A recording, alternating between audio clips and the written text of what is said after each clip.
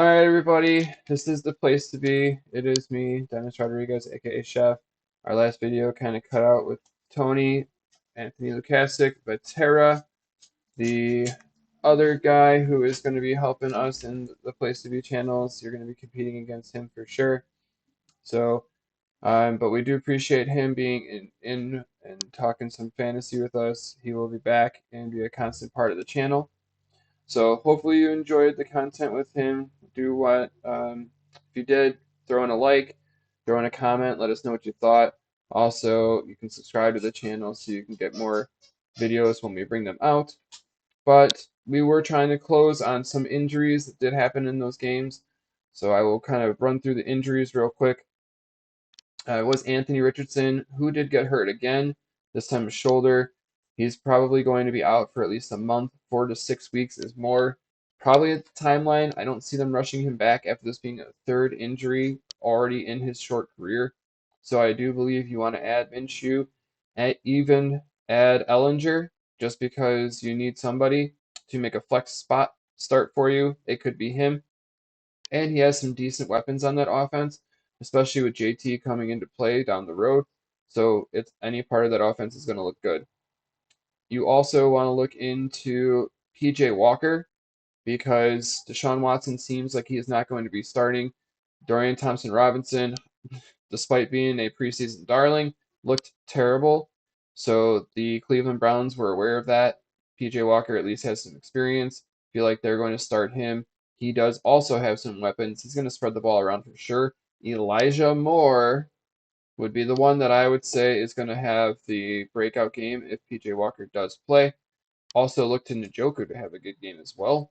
I don't see it being Amari Cooper, despite how talented it is. It may not be him. I would love for it to be him. I have enough riding on him that I would love for him to have an amazing week.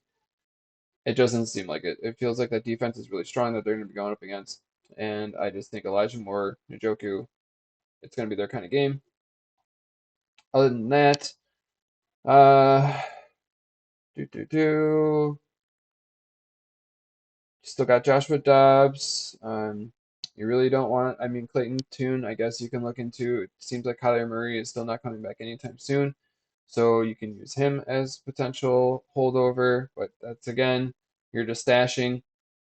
Mac Jones looks bad. They put in Bailey Zappi a little bit. It might be worth investing into him or even Malik Cunningham. I think down the road, if this offense keeps the way it is, you might want to add Malik Cunningham. They might pull him from the practice squad, let him start, try and bring a whole different offensive game in, like some kind of RPO style. I was mentioning it a little bit in the previous video for the waiver wires, but I mean, we're talking real speculation. And what's better than that in Dynasty? You know, you got to look for some random stuff to kind of lead into it. Um, and, you know, in that regard, Sam Bradford is somebody that is almost on everyone's roster because of the talent on that team with Brock Purdy there. You want to have somebody other than the QB injuries. We already mentioned Devon Achane and James Conner are on IR. They're going to be missing at least 4 to 6 weeks. With those ankle sprains, it's been closer to 6 weeks. We see that with Eckler. So be aware, it could be 6 weeks. So you want to be ready to, I mean, 6 weeks is your season here. You know, we're talking playoff seedings, we're talking everything right now. This is the part of your year you can't afford to have somebody down for 6 weeks. Waller did have that groin injury. Carr is still fighting through his shoulder injury, his sprain, and that's all the big injuries I can bring up. So some buy lows. I definitely am looking to try and buy Desmond Ridder if you can get him. It feels like he's kind of slowly starting to turn the corner, and they just traded for Van Jefferson, so they are trying to add weapons to that team. I don't understand why they would be adding weapons if they didn't believe in Desmond Ridder, so might as well try to buy into him now. You can also look to get Rashad White because he has been pretty much forgotten with the bye week. They didn't have a bunch of games where he crushed it outside of against the Bears, so it's definitely worth an add just to make sure that you have another starting running back on your team, and their schedule does ease up a little bit as the season goes on. Plus, the defense is strong, so they want to rely on the run game. Alexander Madison's in there too, if you can grab him for cheap. because his schedule does get a lot better. And I'm looking to buy Chris Olave. I mean, you got it. Top talent, not performing. Look for those guys. Waddle, you want to get those guys now. Drake London's price is going up. So anybody from that, pretty much that draft class, even Garrett Wilson, if you can get any of those guys for a discount, go for it. And Deontay Johnson might be coming back in the next few weeks. You might be able to grab him for a discounted price. I'm trying to sell Kyron Williams high as much as possible. Feels like he is very role specific there. It is a good role to have, like how we would like in the same with Mixon. He is performing, but we don't know how long that's going to last, and it might just end up being he gets hurt because he did last year, and it could all of a sudden be Ronnie Rivers taking the place of him. I feel like Ronnie Rivers would be just as efficient in that role that he's currently in. So if you can also maybe try and sell high on Stafford, he might be a hold for a contender, but if you could potentially try and sell him because he's heating up, you might be able to get somebody in return at a decent price. And even DJ Moore feels like he's gonna probably level out. Being a realistic Bears fan, I don't think that it's gonna keep going this way, but at some point, this man coverage is not going to be back. Okay, so the back-to-back games that DJ Moore and Justin Fields were pretty good. We had a lot of man coverage on DJ Moore.